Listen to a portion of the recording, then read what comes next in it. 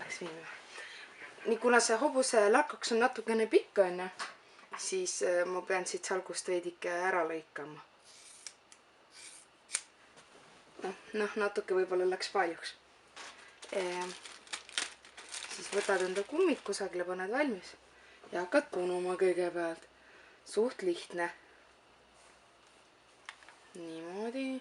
Kuna ma ei ole mingisugune 1,5 aastat patshobusele pununud, siis mul võib endal ka natukene vähe jama olla seda teha, aga ma loodan, et sa saad aru vähemalt, mismoodi see käib. Ja kuna tegu on tegelikult inimjuustega, mida ma praegu siin punun, siis need on vähe keerulisemad, kuna nad on kõvasti peenemad kui hobuse lakk nagu. Ja nad on lõpuni välja faksud.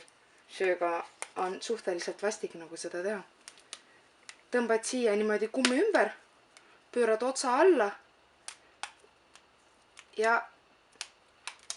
paned selle lihtsalt siit niimoodi, mätsid ümber. See on selleks hea, et siis ei jää see ots nagu kusagilt hiljem nagu välja turritama.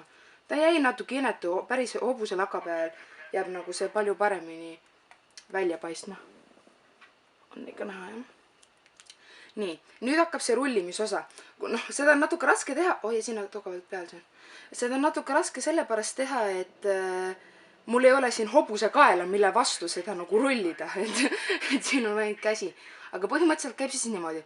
Võtad selle kummi, võtad patsist kinni, teed siia lihtsalt selle ühe tiiru peale, jätad selle lahtise osa nagu siia peale ja hakkad niimoodi lihtsalt keerama.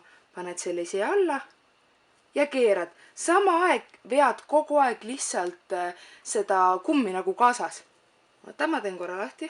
Mul läks juba sassi siin midagi. Need on tõeliselt libedad inimjuuksed. Nendega on nagu väga-väga raske teha. Võtad siit 2 näpuga niimoodi külje pealt kinni ja lihtsalt kummi ümber. Ja see on eurokas. Ta jäi nagu tõeliselt inetu sellepärast, et ausalt inimjuustega nagu on seda päris keeruline teha. Ma võin ühe korra veel nagu näidata. Kus mul käärid on. Et järsku mul tuleb siis nagu parem, milles ma muidugi kindel nagu ei ole. Nii, näed.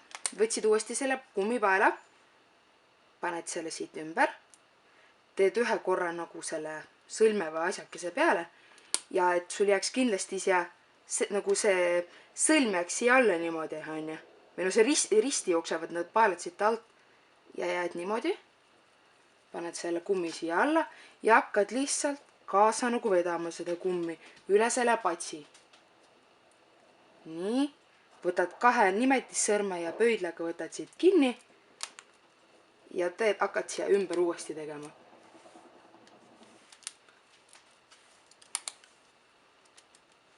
See tuli juba vähe ilusam. Ma ära külje pealt näita, sealt on ikka näita.